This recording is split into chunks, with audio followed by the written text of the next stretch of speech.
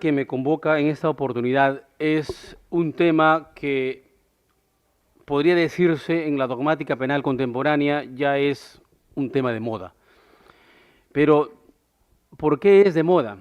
Porque justamente la dogmática, y ahí el título de la ponencia, la dogmática convencional, esto es la dogmática tradicional, básicamente cuando se ha tratado de analizar la parte general, los ejemplos, los casos de análisis se han dado en los delitos de sangre.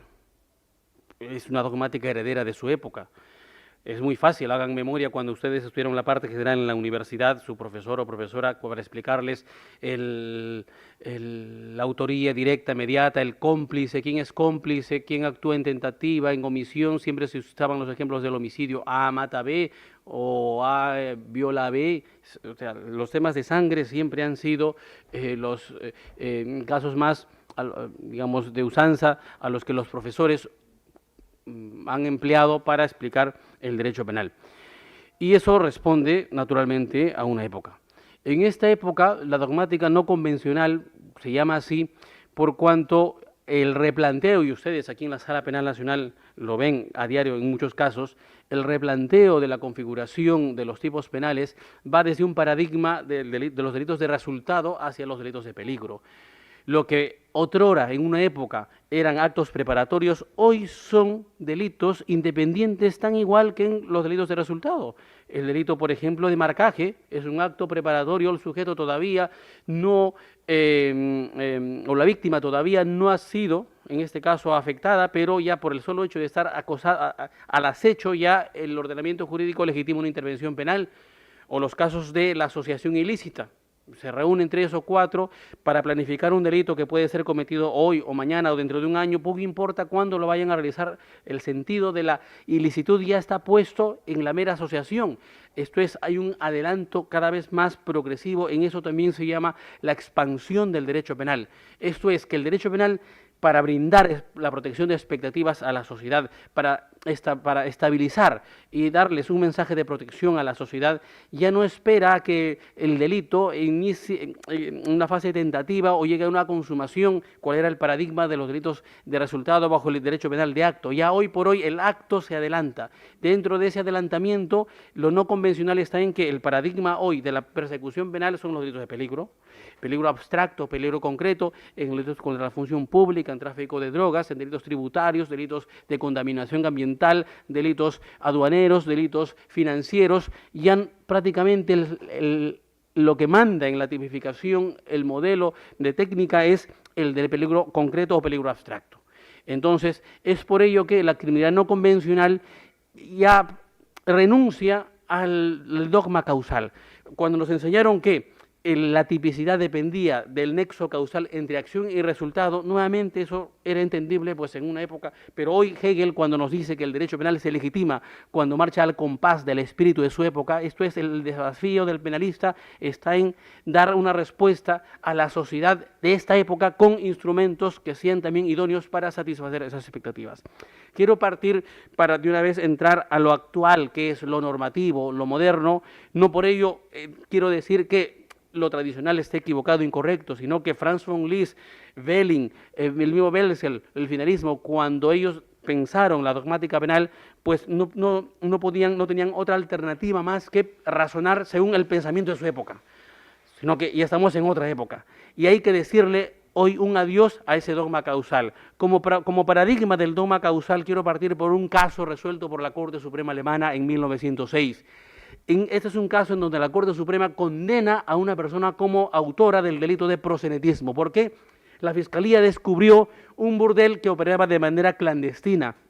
Y como estaba prohibido y tipificado, se condena al regentador de ese burdel como autor del delito de proxenetismo.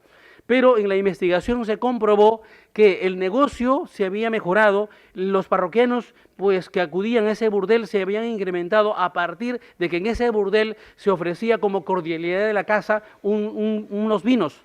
Entonces los muchachos, los jóvenes que iban ahí, pues empezaron a a ir con más frecuencia y a sus amigos a invitarles y decirles que no vayan a otro lugar sino ahí, porque además del placer natural para lo cual ellos iban a ese lugar, recibían un vino que era muy agradable, y se investigó y se identificó a la persona que introdujo vino en ese burdel. Este era un vendedor. Esta persona, por vender vino al burdel, dice, aportó una causalidad. Y además, según el finalismo, él sabía, tenía la finalidad, él sabía que el burdel era clandestino, por consiguiente, causalidad más dolo, responsabilidad, y se le condenó como cómplice del delito de proxenetismo. ¿Cuál es el problema a la luz hoy de la teoría de la imputación objetiva? Una lectura que podemos dar de ese hecho. El punto de partida, y aquí quiero ya para fijar por dónde va la teoría de por dónde van los tiros de la teoría de la imputación objetiva, el punto de partida en el análisis de toda conducta no tiene que fijarse en la pura fenomenología causal, en el resultado causal, ni en el psicologicismo de lo que la persona puede tener en su mente, sino el punto de partida debe fijarse en el significado de antinormatividad de la conducta en ese determinado contexto social.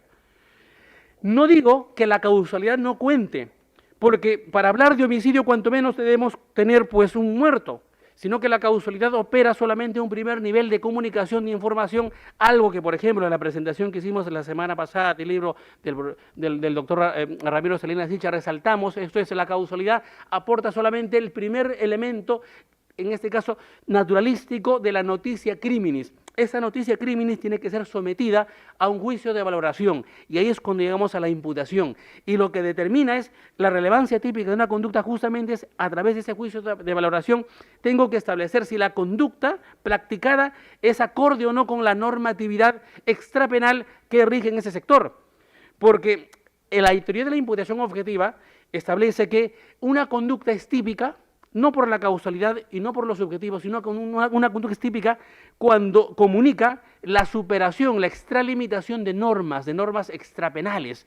En el caso de Daniel Pastor, por ejemplo, que ahora vamos a tener la oportunidad también de comentarla, cuando se discute si lo que él conversó en su estudio de abogados en un contexto de fijar honorarios, cuando él argumenta que él tiene llegada a los miembros del jurado nacional de elecciones, cuando él dice son mis amigos, la pregunta es si ese hablar, ese decir, reúne el significado de un tráfico de influencias. Poco importa lo que él pueda tener en su cabeza, la finalidad, poco importa en este caso la fenomenología, sino tenemos que atribuirle un significado de relevancia o irrelevancia penal a esa conducta. Y el juez penal, a partir de qué elementos, a partir de qué criterios de interpretación, tiene que fijar esa relevancia.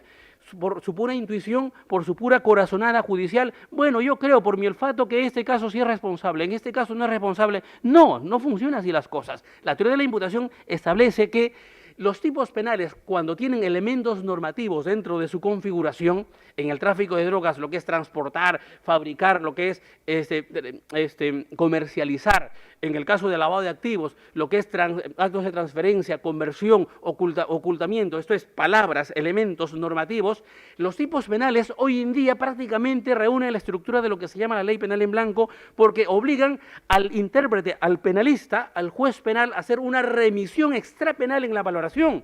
Tengo que ubicarme dentro del segmento social, dentro de la sociedad. ¿Qué segmento social capta esa conducta? Si el segmento por sí solo ha evolucionado hacia una normatividad en particular, normas generales, normas especiales, normas de la Lex Artis, normas del estándar de conducta. En el caso de las normas de la Lex Artis, se trata de normas, en este caso, que son regladas deontológicamente por los colegios profesionales, tengo que tomarlos en cuenta. Si en el caso de lavado de activos, la remisión es a la normatividad especial que fija la Superintendencia de Banca y Seguros, o que fija el Colegio del Notariado respecto a los notarios, o que se establece en relación a lo que puede significar a lo mejor todo lo que es el tracto sucesivo en lo que es un negocio bancario, y para eso están las instituciones financieras que tienen que emitir opiniones, pues el tipo penal no puede captarse en su significado, en su esencia, en su sentido, si no se hace esa revisión previa. Entonces, la teoría de la imputación objetiva no comunica mayor misterio, simplemente es una herramienta conceptual que en esta época de una manera, a mi juicio, de lo más claramente posible, nos pone de relieve que la mirada, cuando tengo que determinar si una conducta es típica, tengo que hacerla al ámbito previo a lo penal. ¿Y por qué previo a lo penal? Porque esto también va al compás del principio del carácter fragmentario del derecho penal, de la última ratio, porque el tipo penal tiene que completarse su sentido con valoraciones extrapenales. Para cerrar, para regresar al caso y ya dedicarnos lentamente a lo normativo, en el caso del burdel, por ejemplo, hoy en día, si tuviéramos que resolver este caso, sin lugar a dudas tendríamos que absolverle de la imputación por complicidad al vendedor de vinos. ¿Y por qué tengo que absolverle? ¿Acaso él, al introducir el vino, no fomentó que creciera la mayor frecuencia de parroquianos en ese lugar? Sí, hay una causalidad. ¿Acaso él no tenía conocimiento que ser un burdel clandestino? Por supuesto que él tenía conocimiento. ¿Pero qué nos dice nuestro Código Penal? Artículo 20, inciso 8 del Código Penal. Este es el artículo que, a mi juicio, fija el punto de partida en todo análisis de la relevancia o irrelevancia típica de una conducta. Ese es un artículo, a mi juicio, el fundamental. La piedra angular, en este caso, debe analizarse a partir de la teoría del delito, a partir de este articulado. ¿Por qué? Porque el artículo 20, inciso 8, dice que está exento de responsabilidad penal el que obra por disposición de la ley en el ejercicio legítimo de un derecho, en el cumplimiento de un deber, en el ejercicio legítimo de un oficio o cargo. Este es un articulado que fija una causa de exclusión de la tipicidad. Es un artículo que fija una regla general de atipicidad.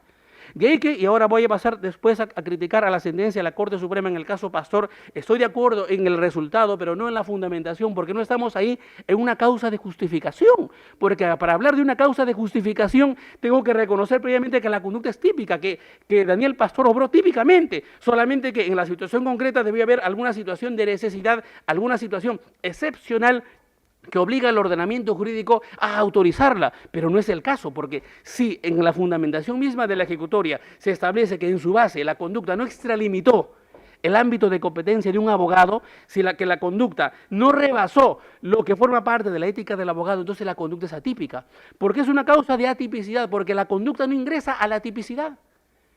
La teoría del delito tiene tres elementos: la tipicidad, la anticuriosidad y la culpabilidad. Cuando se analiza metodológicamente el delito, se comienza por la tipicidad. Yo no puedo establecer que la conducta es culpable si previamente no he fijado que es antijurídica. No puedo afirmar la anticuriosidad si no he establecido que es típica. Entonces hay un orden de prelación y dentro de la tipicidad incluso primero se analiza el tipo objetivo y después el tipo subjetivo.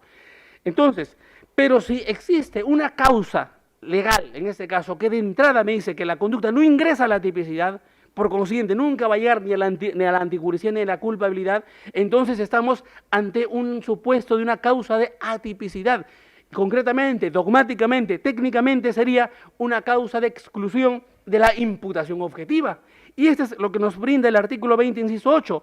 Dice, está exento de responsabilidad penal el que obra por disposición de la ley, el que de manera natural obra porque una ley así se lo fija, en el ejercicio legítimo de un derecho. Si yo más tarde vuelvo a mi casa, cojo el llavero y abro la puerta, estoy ejerciendo un derecho de propiedad, estoy ingresando a mi casa, ese obrar es completamente atípico. En el cumplimiento de un deber, cuando un policía recibe una orden judicial para detener a alguien y lo detiene y lo lleva al juzgado, ¿acaso lo está secuestrando? Él está actuando en el cumplimiento de un deber. Es el obrar de la manera más natural conforme a un rol intrínseco a esa función, o el que obra en el ejercicio legítimo de un oficio. Y vamos a ver en las ejecutorias respecto, por ejemplo, a los casos del taxista. Hay un caso de una cocinera que he podido conseguir para esta conferencia en lo que respecta a la jurisprudencia de la Corte Suprema.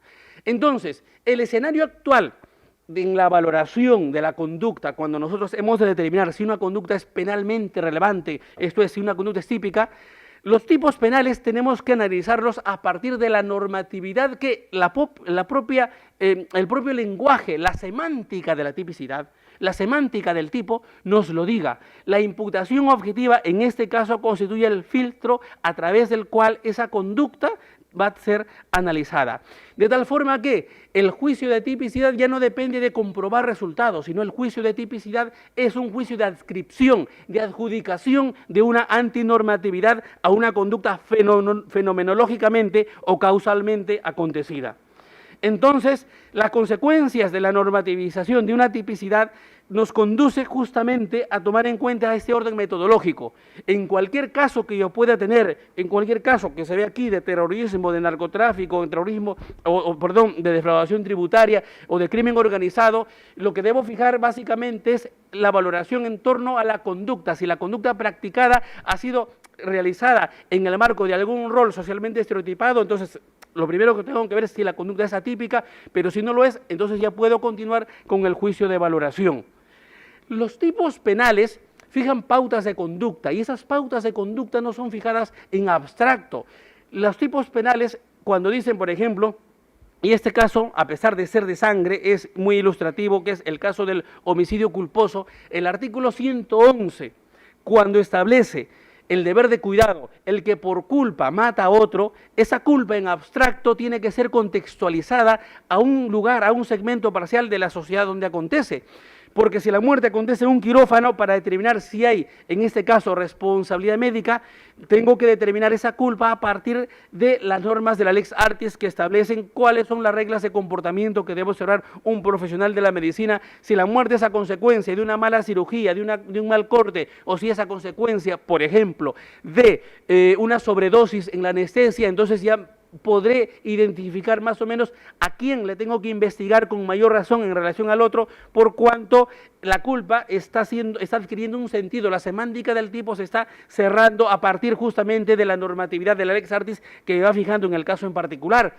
Pero si la muerte acontece en un atropello en la calle porque un chosicano, por ejemplo, mató, en este caso, a un transeúnte, para determinar si hay homicidio culposo respecto, en este caso, del autor del chofer, ya no me va a servir la norma de la Lex Artis, sino me sirve, en este caso, la ley de tránsito que establece los límites máximos, mínimos de velocidad o las reglas de juego de comportamiento conductor y peatón. Y si la muerte acontece en alguna industria, en algún trabajo porque alguien se electrocuta, habría que verificar si este es un empleador que subió a lo mejor a cambiar un foco en alguna empresa, no sé, si tengo que establecer si el empleador le brindó la indumentaria adecuada o si estuvo él capacitado, era la persona a quien le atañía, a lo mejor verificar ese defecto, entonces tomaré en cuenta la normativa extrapenal, en este caso de la seguridad laboral. Si se dan cuenta, el tipo penal es uno solo. El tipo penal es el que por culpa mate a otro. Pero esa culpa puede adquirir un significado variopinto a partir del segmento parcial de la sociedad o el sector social donde se produjo el resultado. Y ese segmento, si ha evolucionado con una propia normatividad, una ley especial, una Lex Artis o una norma de un estándar de conducta, tendré que tomarla en cuenta porque solo así voy a inquirir en el significado, en el sentido de la conducta para determinar, en este caso, si estamos ante un hecho con relevancia penal. En el juicio de valoración, cuando yo me remito a normas extrapenales, el concepto nuclear central de la imputación objetiva es el rol de la persona que interactúa en ese lugar. ¿Por qué el rol de la persona? Porque al fin y al cabo el juicio de tipicidad consiste en establecer si una conducta ha superado o no el riesgo permitido, si una conducta ha rebasado o no lo que socialmente se entiende como adecuado, como aceptado. Y ese rebasamiento siempre va a comunicar el quebrantamiento de deberes, el quebrantamiento en este caso de competencias, esto es la extralimitación de un rol. El concepto del rol, la palabra rol es bastante fuerte, comunica una bastante carga, a mi juicio, normativa, por cuanto el rol es el conjunto de derechos y deberes que fija una posición jurídica, fija un estatus de la persona en la sociedad. En función del rol yo puedo establecer una diferenciación y puedo fijar, por ejemplo, quién es el director, el gerente, el auditor, el trabajador, etcétera, etcétera, en un contexto determinado. Los roles tienen características. Su primera característica es que el rol es anónimo. El rol del juez, por ejemplo. El rol del juez es un conjunto de derechos y deberes que establecen, que fijan un cargo en particular, pero el contenido es intercambiable. Lo puede ocupar un varón o una mujer. Esto es, lo que importa es aquel concepto objetivo que de manera clara, porque si yo en el quirófano que veo al paciente que ha fallecido y quiero decir, todos responden aquí por igual, incurriré en un error si no tomo en cuenta en este caso la delimitación de las esferas de competencias. Gracias al rol puedo identificar quién es, en este caso, el anestesiólogo, quién es el cirujano, quién es el internista, quién es la enfermera, y podré identificar si hay desvíos, en este caso, de competencias o quebrantamiento de roles, puedo identificar una responsabilidad. Muchas veces en las investigaciones en tráfico de drogas, sobre todo, se encontró la droga, no sé, en un ómnibus de Cruz del Sur, y por consiguiente se investiga a la terramoza, al chofer, al controlador, al operario, al jefe de planta, al gerente general, a los accionistas, prácticamente todos son llevados al proceso. Ahí, por ejemplo, hay un defecto enorme por cuanto a la respuesta de terceros. Yo respondo por una conducta y no respondo por apariencias. Puedo ser feo, pero soy decente. Estoy, en este caso, solamente por pura apariencia, por sospecha, no, a nadie se le puede llevar a un proceso penal, por ejemplo. Es la garantía del principio de culpabilidad, es la garantía del rol, que es individual, la responsabilidad individual. Yo no tengo por qué responder por lo que hizo mi esposa, por lo que hizo mi hijo, por lo que hizo mi mamá, mi papá. Yo respondo únicamente por lo que yo hice. Es la garantía de un Estado de Derecho, salvo que existan deberes de garantes en donde yo soy vinculado, obligado a establecer deberes de supervisión, deberes de control, pero en el caso concreto, si no hay esos deberes, la responsabilidad es netamente individual. Con eso, la teoría de la imputación objetiva va, fíjense, dando una carga argumentativa que, cuando se somete a un análisis en particular, un análisis concreto, tiene una fuerza muy enorme para resolver los casos de una manera mucho más previsible, mucho más objetiva y más segura. Uno de los institutos dogmáticos centrales de la teoría de la imputación objetiva es el riesgo permitido. Y el riesgo permitido, ¿cómo se concreta? Se concreta en función de normas. Son 4 las clases de normas que ayudan a comprender el riesgo permitido. O sea, todos los tipos penales de la parte especial son tipos penales que sintetizan superaciones de riesgos permitidos. ¿Por qué se habla de riesgo permitido? Todo, el fundamento es, todos los derechos están sujetos a permanentes riesgos. Aquí ustedes, por ejemplo, están sentados escuchándome, nada les asegura, nada les garantiza que el compañero de lado de pronto vaya a introducirles un lapicero, por ejemplo, en el oído.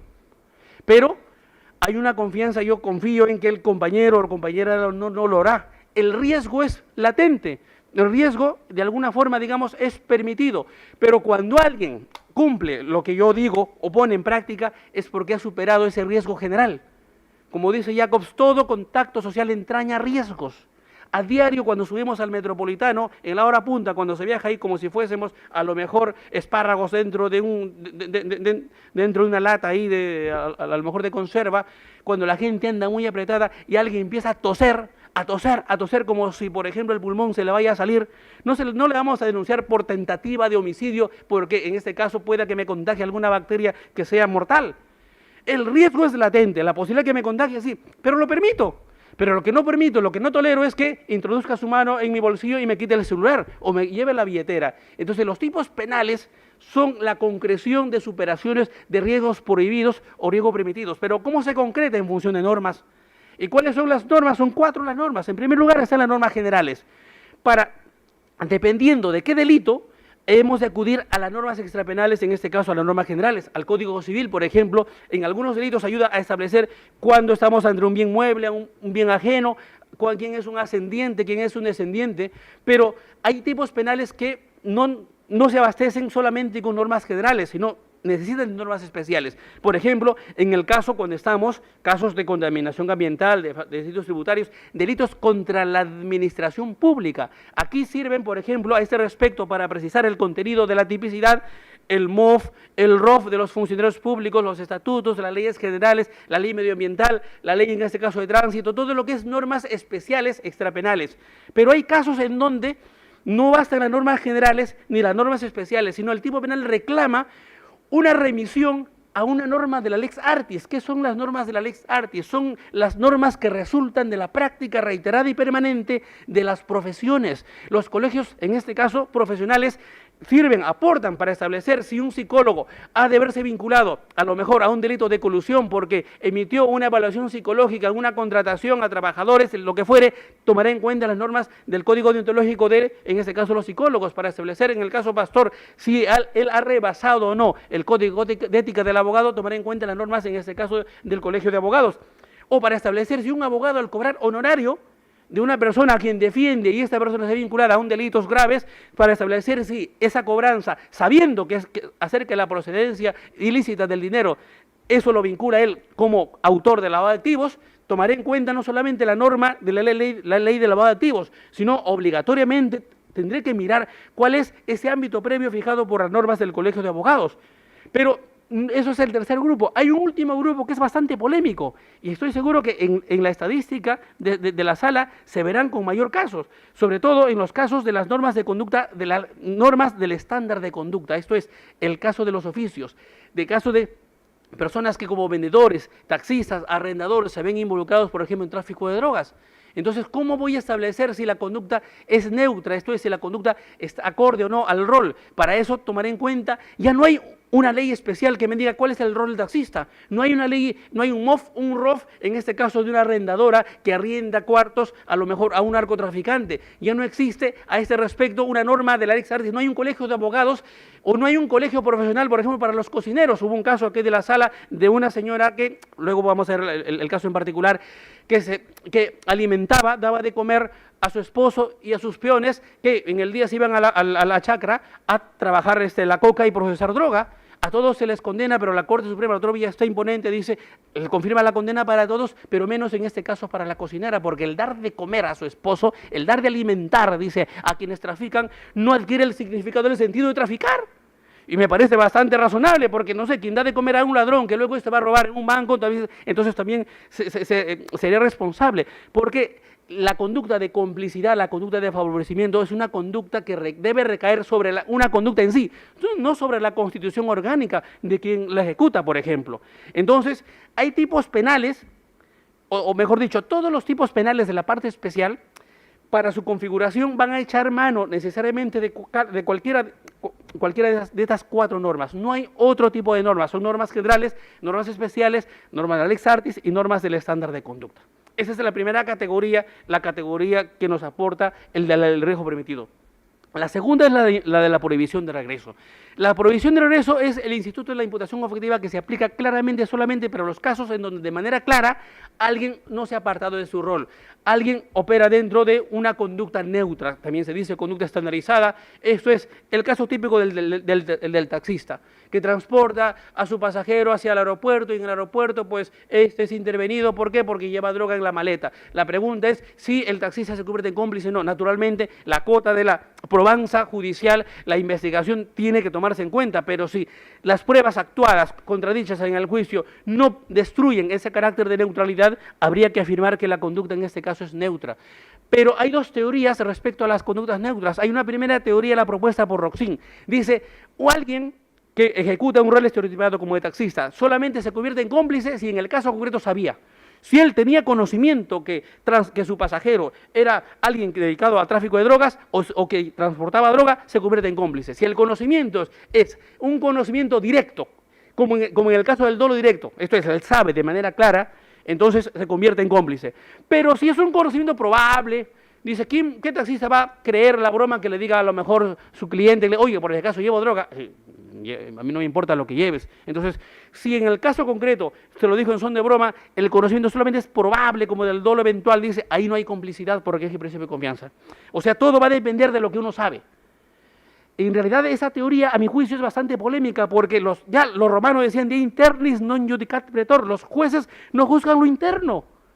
Porque Benedict Carpso, 1635, él decía, todos los imputados, y señores jueces ustedes, todos los imputados que se sientan delante de un juez van a decir yo no fui.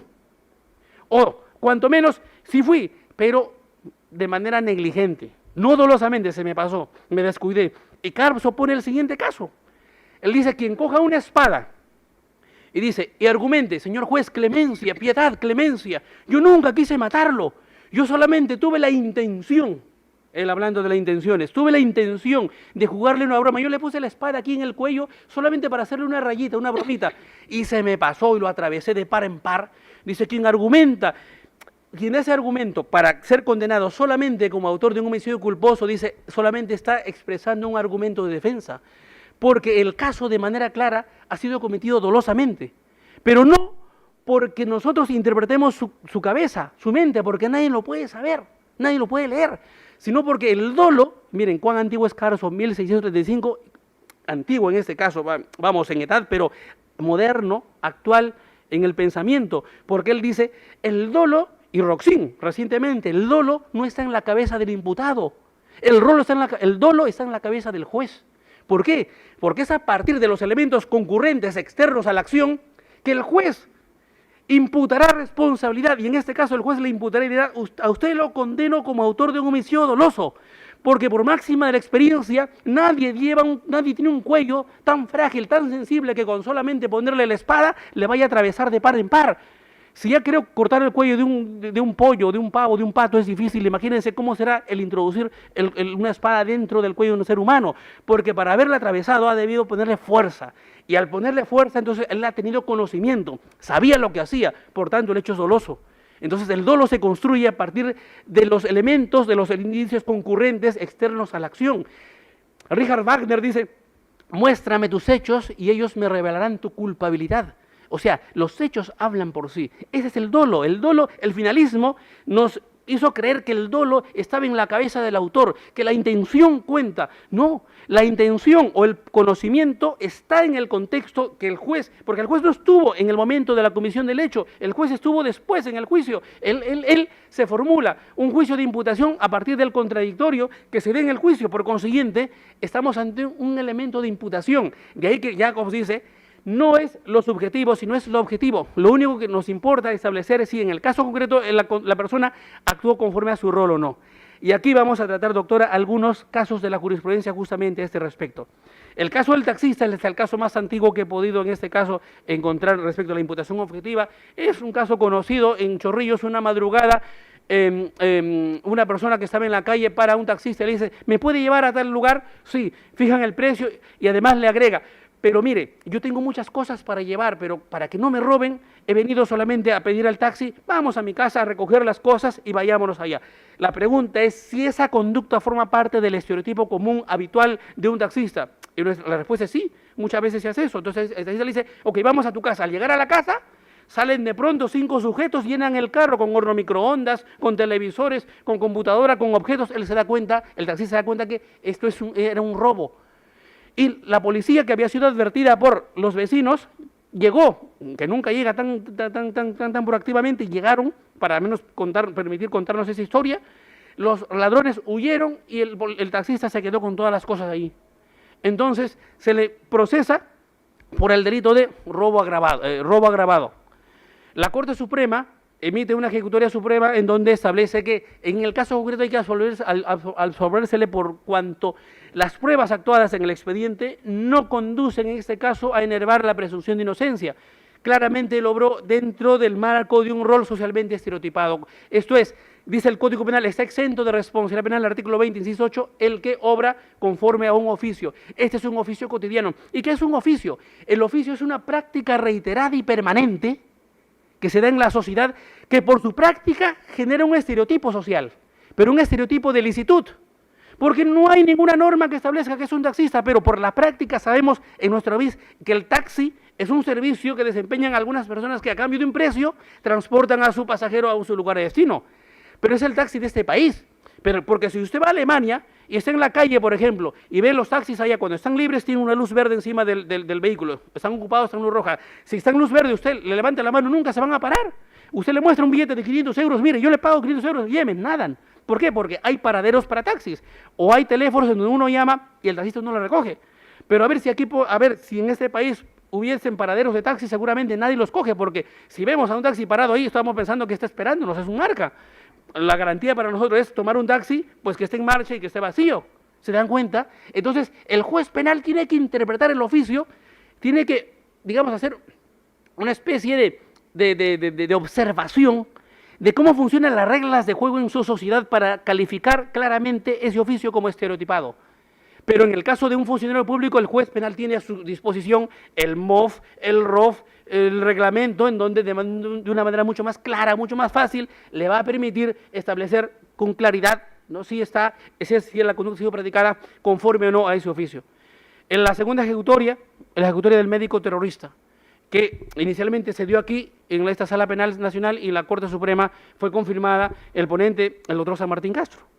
Este es un caso en donde es fascinante por dos considerandos de la Ejecutoria Suprema, porque en el caso concreto, este es un médico que su rol o su función era de curar las heridas a personas de Sendero Luminoso que se enfrentaban al ejército allá en la zona del Guayaga, ahí en la zona, en una época captada mucho por el terrorismo. Pero el fundamento, el primer considerando que se da en la ejecutoria es el siguiente. Un médico tiene por el juramento hipocrático el deber de curar las heridas sin hacer acepción de personas, sin importar la condición, en este caso, de su paciente. Sea terrorista, sea un campesino, sea un juez, sea quien fuere, da igual, él tiene la obligación únicamente de curar las heridas.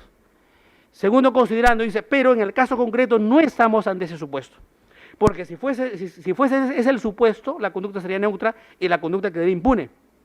Porque las pruebas demuestran que este médico además realizó acciones de contribución a que la organización no quedara desmembrada, porque muchos de los pacientes le decían, mire doctor, ya estamos hartos de llevar esta vida, de estar viviendo ahí en medio de la selva, queremos apartarnos y de Sendero Luminoso, y el médico le decía, no, quédense ustedes ahí, gente como ustedes, jóvenes como ustedes son necesarios para conseguir instaurar la dictadura del proletariado, es necesario que la lucha armada continúe. Pero ya quien hace esa conducta de agitación o de colaboración a que la organización se mantenga, ya no lo hace comunicando el estereotipo neutro de médico, sino como de cualquier otro ciudadano que se involucra, en este caso, con actos de terrorismo. Por eso es que se le confirma la condena, en este caso, por actos de colaboración con el terrorismo.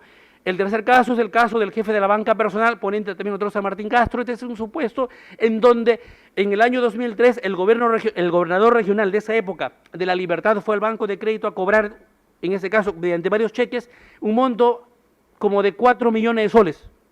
El cajero, obviamente, al ver tanto monto que debía pagar, fue al jefe de la banca a pedirle autorización, a pedir su visto bueno, y ese señor, comprobando el título valor del cheque, que estaba bien lleno, que era original, que se identificaba la persona que iba a cobrar, no tuvo más opción porque así le establece su normatividad, su MOF, en este caso bancario, que debía autorizar el pago. Pero luego este gobernador fue sometido a una investigación penal por enriquecimiento ilícito, se le descubrió un desbalance patrimonial que no pudo sustentar razonablemente y se le abrió proceso por el delito de enriquecimiento ilícito, pero junto a él como cómplice al jefe de la banca personal por haber autorizado el pago de esos cheques. ¿Será posible? Fíjense, 100 años después, Franz Foglis perfectamente vivo por la causalidad, porque si él no hubiese autorizado el pago del cheque, entonces el otro no hubiese incrementado su patrimonio de manera ilícita. Para que esto haya llegado a la Corte Suprema, en una excepción de la naturaleza de acción, es que han habido dos instancias previas en donde perdió su excepción. Y el fundamento que pone el doctor San Martín Castro es tan sencillo porque cita un pensamiento de Jacobs que me lo aprendí de memoria a partir de esa ejecutoria y dice, nadie responde por el cabal cumplimiento de sus obligaciones. Así tan sencillo. Nadie responde por el cabal cumplimiento de sus obligaciones. ¿Y cuáles son las obligaciones de un jefe de banca? Están puestos y le cita la normatividad, eso es, entre ellas, autorizar el pago de cheques.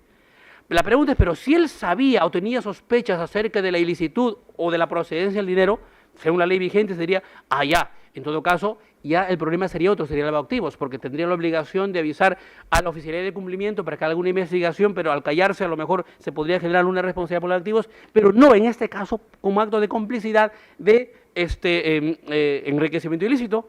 El caso de la arrendadora, ponente, doctor Villastein, en Lucayali, una señora alquiló un cuarto a unos sujetos que se dedicaban, pues la ejecutoria no da muchos elementos, pero eran personas que eran investigadas por narcotráfico.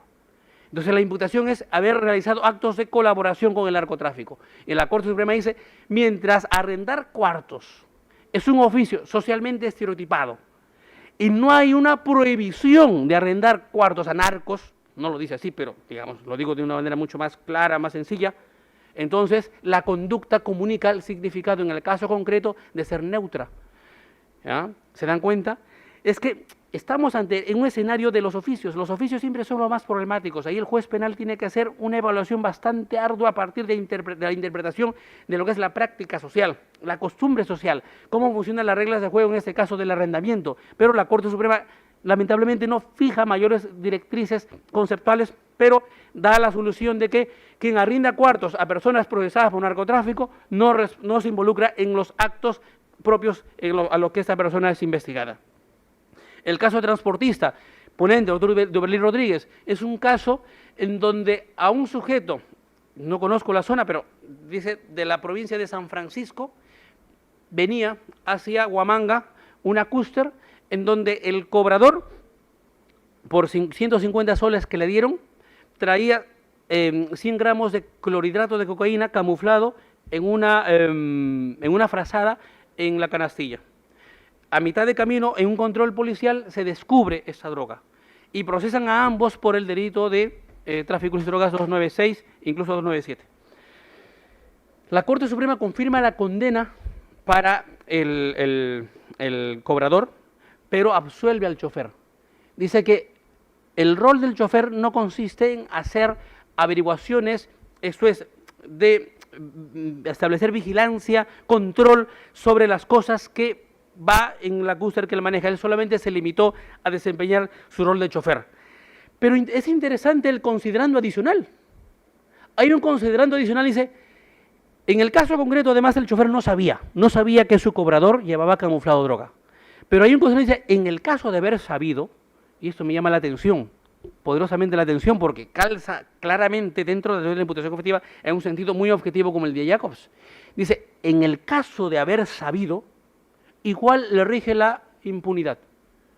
Él no responde, porque en todo caso ese conocimiento lo obligaría a él solamente a denunciar, generaría un deber de solidaridad de denuncia. El delito por el cual respondería es el delito de omisión de denuncia, porque sabía que en su vehículo alguien estaba llevando escondido droga. Pero como quiera que el principio de legalidad establece nullum crimen nulla pena sine lege, no hay delito, no hay pena sin ley, el artículo 407 del Código Penal, que tipifica la omisión de denuncia, establece que solamente responde como autor de omisión de denuncia el que por su profesión, dice, o empleo, tiene noticias acerca de un delito y no comunica a la autoridad. Y no forma parte del empleo o de la profesión de un chofer el denunciar. Está claramente orientada, este deber jurídico orientado al policía, al fiscal, al médico a lo mejor de turno cuando recibe a alguien, no sé, Oropesa va baleado y por ejemplo se calla y no avisa a la autoridad, o al profesor que ve que un niño está maltratado y no avisa a la autoridad. O sea, para los supuestos específicos en donde existe el deber de denuncia, pero donde no haya ese deber, no esté, digamos, no sea inherente al rol que se desempeña, rige la neutralidad de la conducta de manera ilimitada. Por consiguiente, en este caso, dice a él se le absuelve, y me parece a mí de manera muy plausible este argumento. Lo último es el caso de la cocinera ponente del doctor Villastein. Lo más reciente que he encontrado del año es del 2012, la ejecutoria es 2011, la fecha es 2011, pero 2012. Porque parece que ya no están llegando casos o no están aplicando la imputación objetiva o ya lo tienen claro, ya no tienen más que decir. Pero el caso es interesante, yo lo dije antes. Esto ocurre en Puno. Es una persona que tiene su chacra, con sus peones, va todos los días a trabajar y la esposa se limita a preparar el desayuno, el almuerzo y la cena. Les hace comer. En la ejecutoria no se dice si ella sabía o no sabía, pero es la persona que dentro de una distribución de roles y funciones, su rol dentro de la organización es la de dar de comer a aquellos que luego van a dedicarse a traficar. La absuelven, confirman la condena para todos, pero ella la absuelven. ¿Y cuál es el fundamento? Dicen, el estereotipo de cocinar, de cocinera, dice, forma parte del rol de una cocinera en este caso, perdón, por el hecho de cocinar, dice, una persona puede verse involucrada en un acto de narcotráfico. Hay que ver, dice, la semántica del tipo, porque el tipo penal de narcotráfico es el que trafique, comercialice, transporte, tal, pero la acción de cocinar está bastante lejana al sentido de la semántica de esa tipicidad, por una parte, y por otra parte, por cuando estamos ante un rol general, esto es de cocinar, y eso no convierte a nadie. El dar de comer a un ladrón, el dar de comer a alguien que delinque, no le hace cómplice o partícipe del delito de esta persona. Y por ello es que establecen la absolución para esta cocinera. Por último, la imputación a la víctima.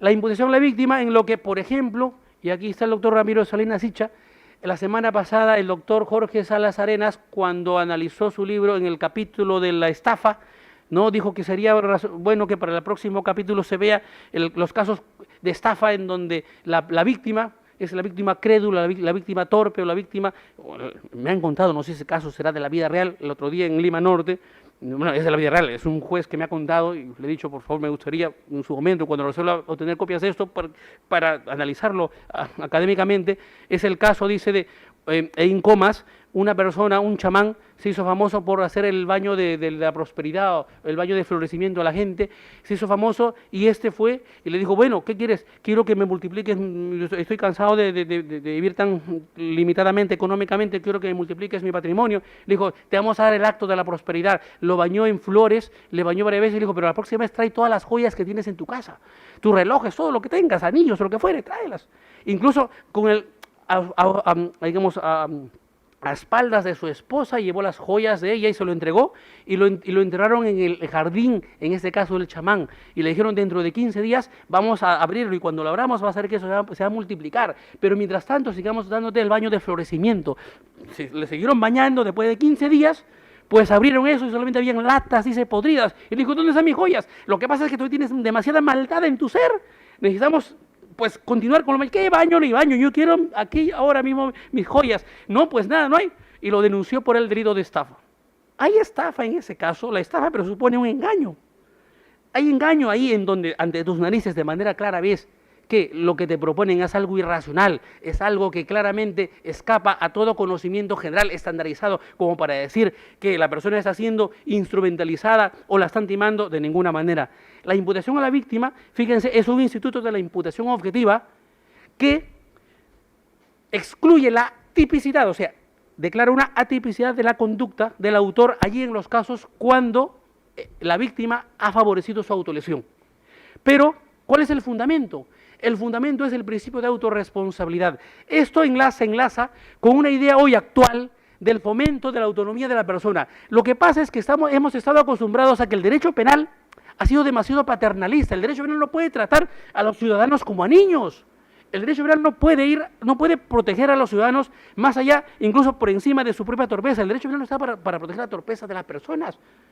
¿Qué pasa? Hay un puente peatonal puesto por el Estado para que las personas mismas justamente tengan la posibilidad de no ponerse en peligro en sus bienes. Estando ahí a 1 metro del puente peatonal deciden cruzar la avenida, jugárselas en la avenida, no sé, por ejemplo aquí en la Panamericana Sur, y son atropellados. Y quien conduce está incluso bajo el efecto del estado de ebriedad y superando la velocidad máxima. Roxin dice en esos casos, solamente la responsabilidad es por conducción en estado de ebriedad.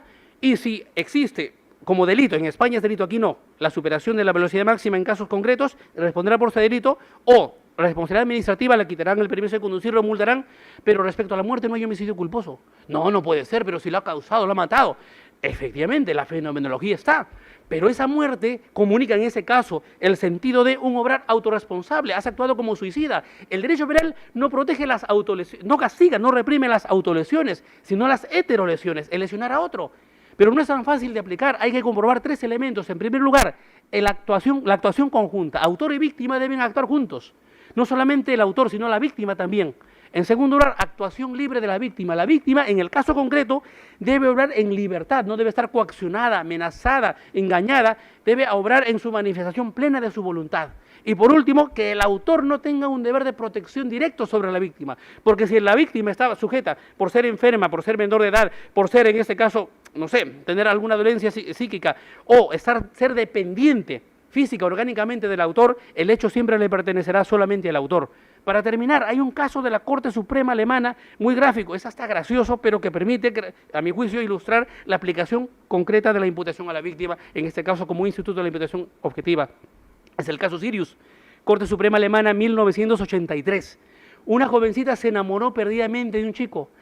Tanto lo quería que, y dice en la sentencia, en una de las conversaciones le dijo, tú no serás de este planeta. ¿Y por qué? Porque pues tú eres caballeroso, eres educado, romántico, la verdad te bañas, pero no debes ser de este planeta. Y él le respondió, lo que pasa es que vengo de una estrella muy lejana, la estrella Sirius. ¿De Sirius? Y cuéntame cómo es Sirius. Claro, cualquiera puede pensar que esa conversación va en el marco solamente de eso, de lo romántico que se inventa, ¿no? que se baja a la luna, se roba el sol. Le dice, Sirius es una estrella muy bonita, todos los que viven ahí, pues viven en paz, ahí no hay cárceles, ahí todo es cultura. Ah, con razón, le dice, porque tu nobleza, tu naturaleza en sí es la de un ser pues excepcional. La relación va avanzando y él descubre que ella había heredado una fortuna que la convertía en millonaria y la convence de abrirse un seguro de vida, donde él es el único beneficiario. Si ella fallecía, él cobraba hoy, al valor de la moneda, unos $200.000.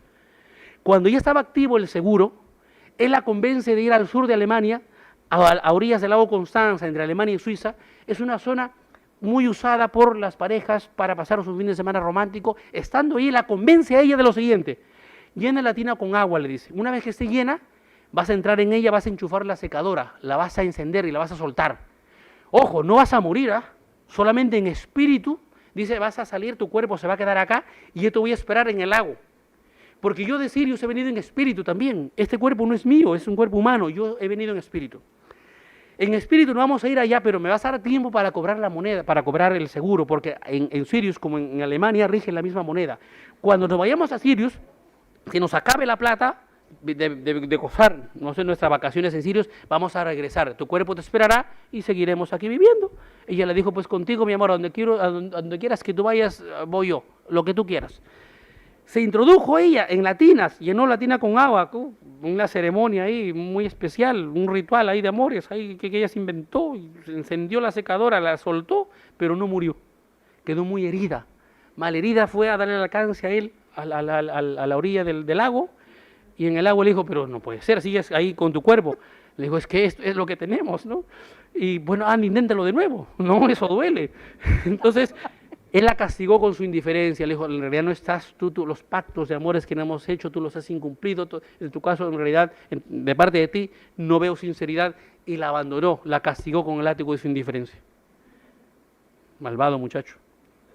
Unas amigas la auxiliaron y a mi juicio la malaconsejaron, porque, bueno, es una broma. ¿A qué la malaconsejaron? De denunciarlo.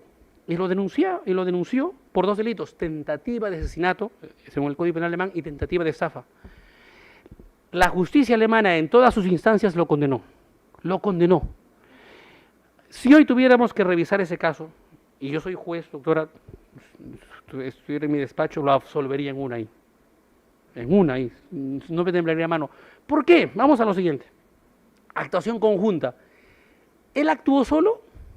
Es más, ella es la que hizo más. Ella se introdujo en la tina y hizo todo. Actuación libre de la víctima. Estuvo coaccionada, violentada, amenazada. No, doctor, estuvo coaccionada por el amor. Es que el amor es algo tan subjetivo que en realidad no forma parte de ningún tipo penal. Claramente fue una decisión autónoma. A lo mejor podrán pensar, tendrían un problema mental, pero en la sentencia no se habla de ninguna pericia psiquiátrica, con lo cual se presume que estamos ante un caso de normalidad. ¿Él tenía un deber de protección directo sobre ella? No. Por consiguiente, calza los elementos de la imputación a la víctima. El derecho penal no está para, hoy por hoy, fíjense, para proteger eso, esas candideces, esas tropezas, o para tratar a los ciudadanos como a niños. El derecho penal está para proteger a personas, ese es el fundamento de una concepción funcional del derecho penal, para proteger a las personas que en sociedad interactúan de manera autónoma, y el derecho penal más bien fomenta la autonomía. Pero de esta manera el derecho penal solamente, si vamos a persistir en castigarlo, condenarlo, sería más por razones éticas, razones morales, y no por razones netamente jurídicas, y es por considerar el paternalismo en el derecho penal. Para terminar, el caso Pastor. En el caso Pastor, en mi opinión, que me he leído las 44 páginas este fin de semana, la decisión es correcta. Comparto la decisión, la fundamentación, sí hay una contradicción en la fundamentación. Porque los hechos probados, si los puedo resumir en breve, es que él, digamos, fanfarronea respecto a la alcaldesa de Tocache, en donde dice, yo solamente puedo conseguirte resolver el problema, yo tengo llegada, son mis amigos, pero dice, ellos son correctos, ellos no cobran. Entonces la pregunta es si es ese hablar, ese decir, en ese contexto, entra o no, calza o no dentro del tipo penal de el tráfico de influencias. ¿Cómo voy a establecer? Y aquí nos ofrece la teoría de la imputación objetiva, si en el caso concreto la conducta es típica o no. Estamos ante una conducta practicada en el ejercicio de una profesión, entonces lo correcto es que, como en los casos de homicidio, en los casos de defraudación tributaria, de contaminación ambiental, he de solicitar la opinión de la UEFA, de la SUNAT, del INDECOPI, en los casos de propiedad industrial, en los casos justamente en donde se ve involucrado un abogado, pues el colegio de abogados, las normas deontológicas, las normas éticas me dirán, pero es que ese sector de la sociedad regula la competencia de su de las personas que interactúan ahí de esa manera, deontológicamente, y están al servicio de las normas del Colegio de Abogados, las normas de la ética. Y el razonamiento de la Corte Suprema al valorar a mi juicio es correcto, porque en este caso dice, no pasa más de una fanfarronería. Es más o menos, en este caso, digamos, ético, más ético, menos ético, pero no rebasa el rol de lo que un gestor de intereses, porque el marco es justamente de fijación de honorarios. No sé si el derecho penal esté habilitado para penetrar dentro de un estudio de abogados y obligarle al abogado a que no mienta. Yo creo que el derecho penal ahí estaría siendo forzado para que realmente imponga lecciones de moral, lecciones de ética, y no creo que esa sea la finalidad de los tipos penales. Por esa razón considero que estamos ante un obrar en el ejercicio legítimo de un derecho, en el ejercicio legítimo de una profesión. Pero el tremendo problema que veo es que, ¿por qué esto lo ven como una causa de justificación? La causa de justificación está claramente establecida en el Código Penal para la legítima defensa, para el estado de necesidad. Esto es para situaciones en donde hay una causa que justifica, hay una situación de necesidad. Por ejemplo, oiga, ¿usted acepta haber disparado a este señor? Sí. ¿Y le disparó usted ahí en la cara? Sí, sí señor. ¿Y por qué? Porque en la situación concreta, él, con su arma, pues nos agredió a mi esposa y a mí y nos quitaba la cartera. Y yo tenía el arma y era la única forma que yo tenía para defenderme. El derecho me obliga a mí a tolerar incluso el hecho de que me tengan que agredir. No, hay un fundamento general. Nadie está obligado a soportar un injusto. Esto es, me autoriza excepcionalmente a defenderme. Por consiguiente, yo actúo típicamente, lo mato, quebranto una prohibición, dolosamente, claro, yo sé lo que hago, le estoy disparando, la no es típica, pero no es antijurídica. ¿Por qué? Porque está amparada en la legítima defensa. Pero si me van con la fundamentación originaria, que es una fundamentación de imputación objetiva, lo correcto era decir que la conducta es atípica. Pero si van a decir que hay una causa de justificación, entonces están reconociendo implícitamente que él quebrantó la norma jurídica. Y lo hizo dolosamente, solo que excepcionalmente. Pero ¿dónde está la excepcionalidad? ¿Dónde está la situación de necesidad? ¿Dónde está? No hay. Entonces, ahí está la contradicción intrasistemática. Pero bueno, en su contenido, si esto se ve como una conducta propia de la imputación objetiva, yo diría que estamos ante un obrar atípico. Muchas gracias.